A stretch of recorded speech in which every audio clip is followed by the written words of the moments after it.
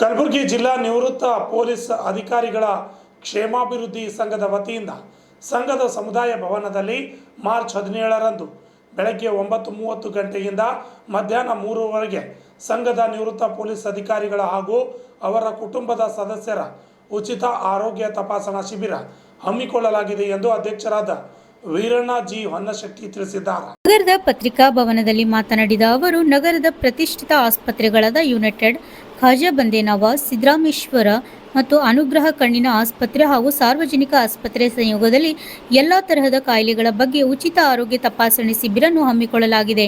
ಈ ಕಾರ್ಯಕ್ರಮಕ್ಕೆ ಕಲಬುರಗಿ ನಗರದ ಆಯುಕ್ತರು ಮತ್ತು ಜಿಲ್ಲಾ ಪೊಲೀಸ್ ವರಿಷ್ಠ ಅಧಿಕಾರಿಗಳು ಸೇರಿದಂತೆ ಡಿಐಜಿಪಿ ಅವರು ಆಗಮಿಸಲಿದ್ದಾರೆ ಎಂದರು.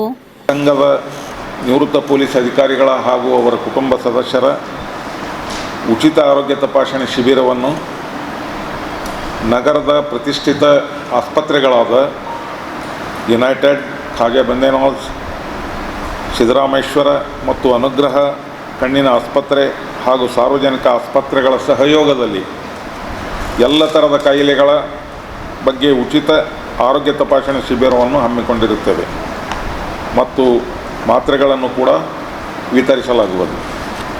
ಈ ಉಚಿತ ಆರೋಗ್ಯ ಶಿಬಿರವನ್ನು ಸನ್ಮಾನ್ಯ Shri doctor Sharanappa S Dage IPS police ಆಯುಕ್ತ ಕಲಬುರಗಿ ನಗರರವರು ಉದ್ಘಾಟಿಸುವರು ಹಾಗೂ ಶ್ರೀ ಶಾಂತಲು ಸಿನ್ಹಾ IPS DIGP ಈಶಾನ್ಯ ವಲಯ ಕಲಬುರಗಿ ಮತ್ತು ಶ್ರೀ ಅಡ್ಡರ್ಲು ಶ್ರೀನಿವಾಸ್ IPS ಜಿಲ್ಲಾ ಪೊಲೀಸ್ ಅಧೀಕ್ಷಕರು ಹಾಗೂ ಶ್ರೀ ಮಹೇಶ್ ಮೇಘಣ್ಣನವರ ಹೆಚ್ಚುವರಿ ಪೊಲೀಸ್ ಅಧೀಕ್ಷಕರು ಮುಖ್ಯ ಅತಿಥಿಗಳಾಗಿ ಪಾಲ್ಗೊಳ್ಳುವರು.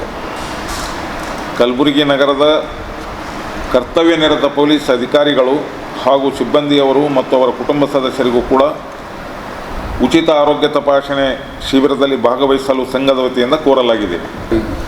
Free medical checkup. ಏನು ಸರ್?